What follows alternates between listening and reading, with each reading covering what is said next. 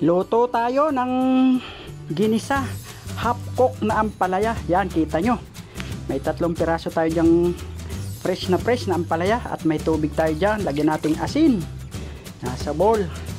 Yan, slice na natin yung ampalaya. Malalaki ang pagkaka-slice o chop. Lutuin natin yung half cook. Then lagay na natin dun sa tubig na may asin yung ating na-slice na ampalaya, pampareduce din ng konting pait. Yan, syempre lulutuin na natin yan. Kawali, may mantika na, bawang,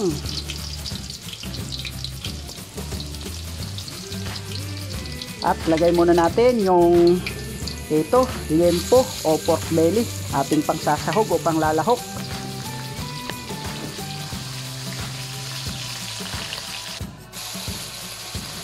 Lagay natin sibuyas, kamatis,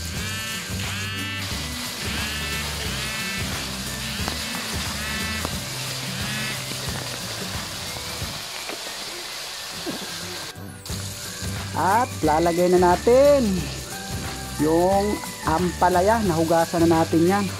Hinugasan natin, hugas na hugas para nawala yung alat o yung asin na inilagay natin sa tubig kanina. Yan, half cook lang, luto natin yan. Lagay tayong paminta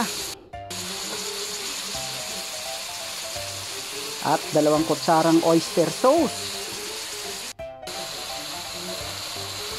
Lagay din tayong mga 4 na kutsarang o hanggang 6 na kutsarang silver swan soy sauce, toyo. Then lagay din tayong konting powder seasoning, pampalasa.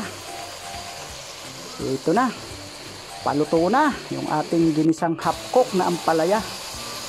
Ito na nga, luto na. Hanguin na natin, lagyan na natin sa bowl. At ito na nga, yan, kita nyo, half cook ampalaya ginisa with pork belly.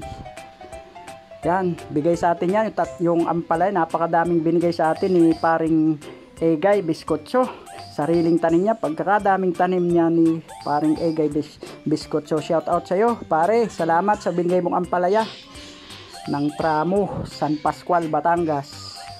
Salamat mga kabibi sa panonood nyo sa aking video.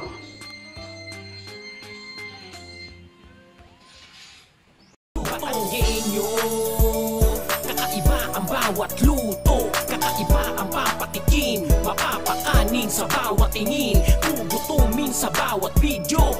Bicolanong Batanggenyo, mga kabibi, nood na dito, matakam sa bawat luto.